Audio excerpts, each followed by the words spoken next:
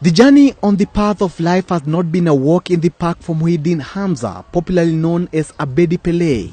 In fact, one would call it a total transformation.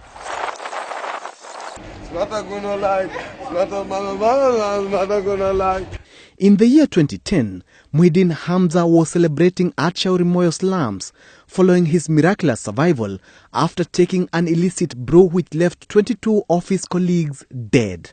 His life was a total mess then, and he had resigned to fate. He was a lover of the bottle.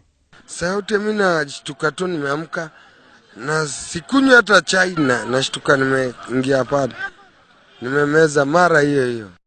However, after the Shauri Moyo tragedy, a ray of hope shone on Muhyiddin. His brother Hassan Ismail, who is a blacksmith, transferred him to Ngong town where he also lived.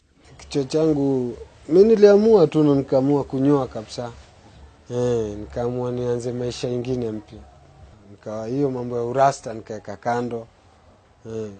Nikaamua sasa mimi na Mungu wangu ni muabudu, kwa sababu alinitoa katika ile ilikuwa ni kifo, nilikuwa nachungulia kaburi na macho. Here, Muhyiddin was led on the path of the Islamic religion which he proclaims, and that was the beginning of a new life for him. Hapa nilimleta akiwa mlevi. Hata kingia msikitini alikuwa mlevi. Nikajaribu kuongea na hata wakaniita baadaye wakaniuliza kwa nini mbona umeleta mlevi hapo, huyu ni nani? Kaambia huyu ni kakaangu, lakini taratibu itakuwa mzuri. Tukaanza kumpatia kama counseling advice na saha, kuweza kumzungumzia kuhusiana na madhara ya ulevi na kuweza kushikamana na dini ya Mwenyezi Mungu. Hayya ala salat.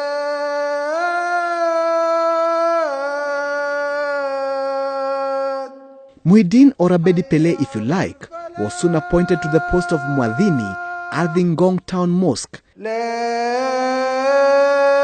ilaha illallah.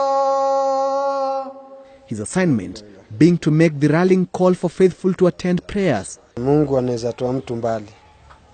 Mungu yani akiamua kukuongoza atakuongoza na utachange.